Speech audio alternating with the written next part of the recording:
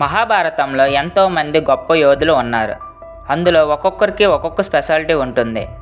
అందులో మనం దానగుణాల్లో గొప్పవాడైన కర్ణుడి గురించి తెలుసుకుందాం. కర్ణుడు దానగుణాల్లో గొప్పవాడు. ఇచ్చిన మాట తప్పని వీరుడు, బలశాలి, బుద్ధిశాలి. అలా చెప్పుకుంటూ పోతే మహాభారతంలో కర్ణుడు మించిన గొప్పవాళ్ళు ఉండరు. కానీ తన చిన్నతనం నుంచి శాపాల వల్ల తను నేర్చుకున్న దివ్య అస్త్రాలు మర్చిపోతాడు. కవచకుండరాలు దానం చేస్తాడు. బ్రహ్మాస్త్ర ప్రయోగం వంటివి మర్చిపోతాడు. తన రథచక్రం యుద్ధ భూమిలో చిక్కుకుపోతుంది. అలాంటి పరిస్థితిలో కర్ణుడు మరణించాడు.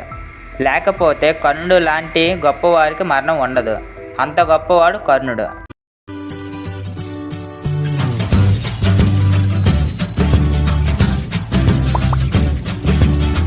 కర్ణుడి జననం దుర్వాస మహర్షికి చేసిన సేవల వల్ల కుంతీదేవికి దుర్వాస మహర్షి ఒక వరం ప్రార్థిస్తారు.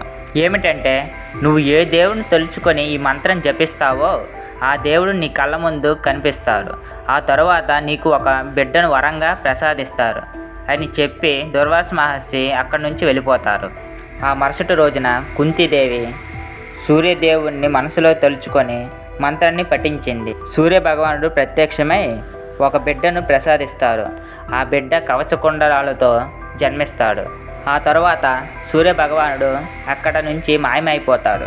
కుంతీదేవి ఇంకా కన్యగా ఉండడం వల్ల ఆ బిడ్డ విషయం బయటపడితే తన తండ్రి పరువు పోతుందని బిడ్డని ఒక బుట్టలో పెట్టి దగ్గరలో ఉన్న నదిలో విడిచిపెట్టింది. కానీ కుంతీదేవి ఎంతో బాధపడుతుంది. నదిలో ప్రయాణిస్తున్న ఆ బిడ్డను అతిరథుడు అను రథసారథికి దొరుకుతుంది. ఆ బిడ్డను తన భార్య రాధ దగ్గరకు తీసుకువెళ్ళి చూపిస్తాడు. తన భార్య ఎంతో సంతోషించి తమకు దేవుడు ప్రసాదించిన బిడ్డగా భావించి అతన్ని పెంచుతారు. కర్ణుడి మరణం యుద్ధభూమిలో అర్జునుడు మరియు కర్ణుడి మధ్య భయంకరమైన యుద్ధం జరుగుతుంది. అర్జునుడు రథసారథిగా కృష్ణుడు, కర్ణుడు రథసారథిగా శల్యుడు ఉన్నారు. మొదటి నుంచి కర్ణుడిదే పైచెయ్యి.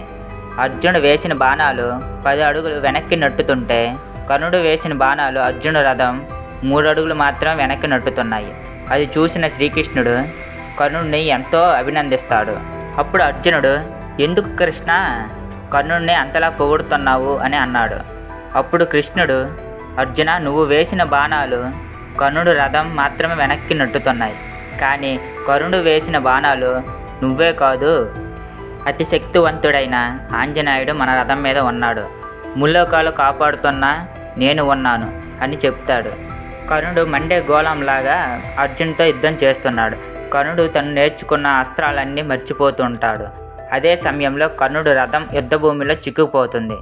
దాన్ని వెనక్కి తీయడానికి శల్యుని సాయం చేయమంటారు.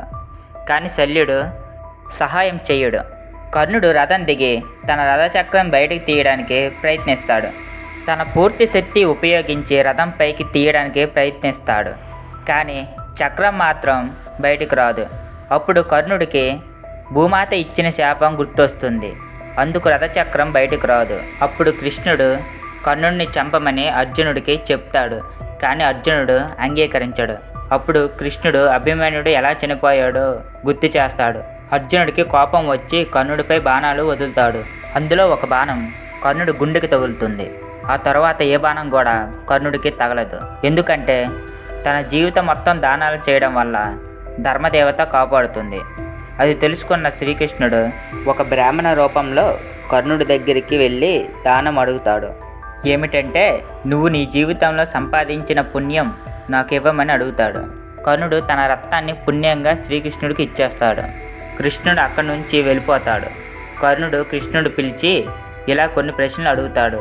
నేను పుట్టగానే నన్ను నా తల్లి నదిలో వదిలేసింది. విద్య నేర్పిన నా గురువు పరశురాముడు నాకు శాపం పెట్టారు. ఒక చిన్న పిల్ల ఏడుపు ఆపడానికి సాయం చేస్తే భూదేవి శాపం పెట్టింది. ఒక ఆవును కాపాడుదామని బాణం వేస్తే ఆ యజమాని నన్ను శపించాడు అని చెప్పి నా సామర్థ్యానికి గుర్తింపు ఎప్పుడు లభించదు అని చెప్తాడు. అప్పుడు శ్రీకృష్ణుడు, కర్ణ, మీ చేతిలో మీ ధనస్సు కూడా లేదు. మీ రథచక్రం భూమిలో ఇరుక్కుపోయింది. అలాగే మీరు నేర్చిన విద్య మీరు మర్చిపోతున్నారు. ఇలాంటి అవకాశం వినియోగించి మిమ్మల్ని చంపాల్సి వస్తుంది అని చెప్తాడు. ఈ ఒక్కటి చాలదా మీ సామర్థ్యం బయట చెప్పడానికి అని చెప్పి కృష్ణుడు వెళ్ళిపోతాడు. ఆ తరువాత అర్జునుడు బాణంతో కర్ణుని తలని తెంపేస్తాడు. కర్ణుడు దాన గుణాల్లో గొప్పవాడు, కానీ అధర్మం వైపు యుద్ధం చేయడం వలన మరణించాడు.